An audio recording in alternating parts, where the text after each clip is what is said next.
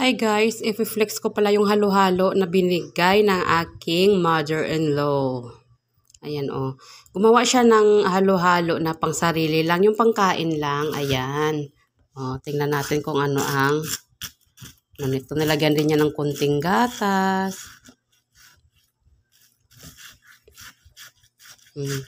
Kasi masarap ang halo-halo ngayon sa tag-init. Ayan. Meron yata itong kamote. Pang sarili lang naman to, hindi naman to pang benta. Kaya okay lang yan. Tapos yung ginamit niyang ice, yung ice na ano, yung ginagawa ko na ice. Kasi pang sarili lang naman. Tapos may kulay green. Ayan o, ano kaya yung ano dyan sa kulay green na yan? Tingnan natin.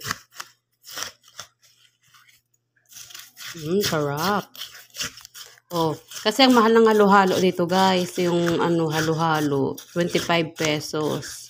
Tapos ano, kukunti lang ang sahog. Siyempre sa mahal ng bilihin. Ito naman, kahit sariling ano lang ng biyanan ko, pang sarili lang namin nakain. At least kahit paano maibsan ang init ng panahon. Kasi malaking tulong din to sa mainit ang panahon. Uy, may color pula. Ano kaya yung color pula na yan?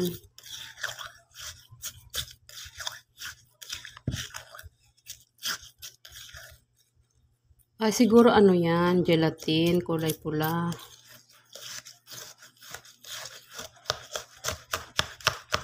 Halo-halo, mekos-mekos. Ayan. Ay, nahulog, sayang. Mekos-mekos. Ay, may kulay pula. Ayan na.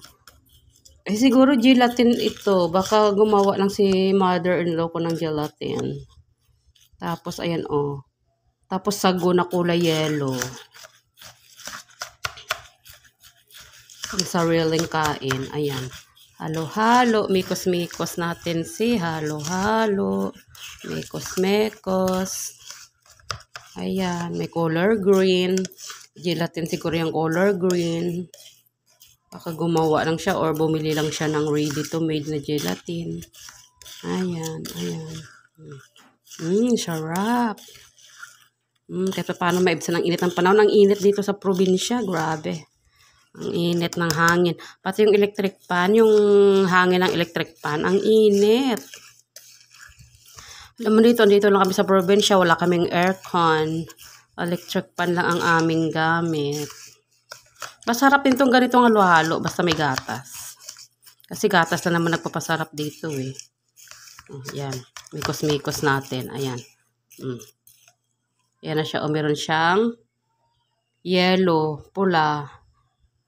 Siguro sago yung color yellow.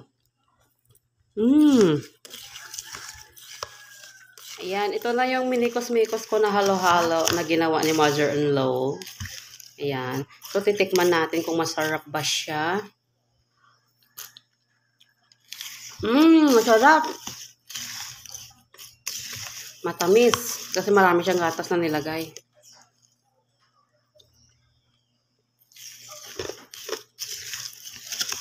Para sa mainit na panahon.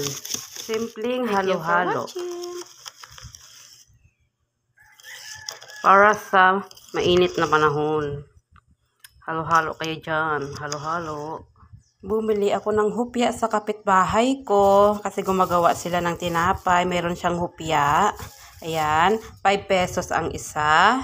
Ayan. Bumili ako ng 100 pesos. Ayan. Kasi masarap at saka favorite ko. Pati ng anak ko, favorite niya. Bagong luto, mainit-init pa. Ayan. So, ililipat natin sa Tupperware. Ayan, masarap. Ito, lalo na sa kape. Ayan, hupya. Maganda kasi dito guys sa akin. Dahil yung gumagawa ng tinapay, kapitbahay ko lang. May mga ginagawa siyang mga iba-ibang klaseng tinapay. Pero ako yung binibili ko sa kanya. Mayroon din siyang pudding, mayroon din siyang mamon. Gumagawa din siya ng yema cake kung may birthday. Ayan. Ako pag meron siyang gawa, hupya talaga ang kinukuha ko kasi favorite ko siya. Saka masarap siya. Masarap yung niya sa loob, ang laman. Ayan. Hopya, 5 pesos oh, malaki na rin oh, hindi na ka rin kayo logi oh, ayan oh, 5 pesos. Ayan. At least dito lang siya sa baryo namin. Hindi ka na pupunta sa bayan, mamasahe, bibili ng tinapay, dito kapitbahay ko lang siya. Kaya pag mayroon siyang gawa, nagme-message ako sa kanya na bili ako ng hopya, tapos papadeliver niya dito sa bahay. Ayan. Maganda to sa kape, masarap siya. Thank you so much sa mga nanood ng aking video.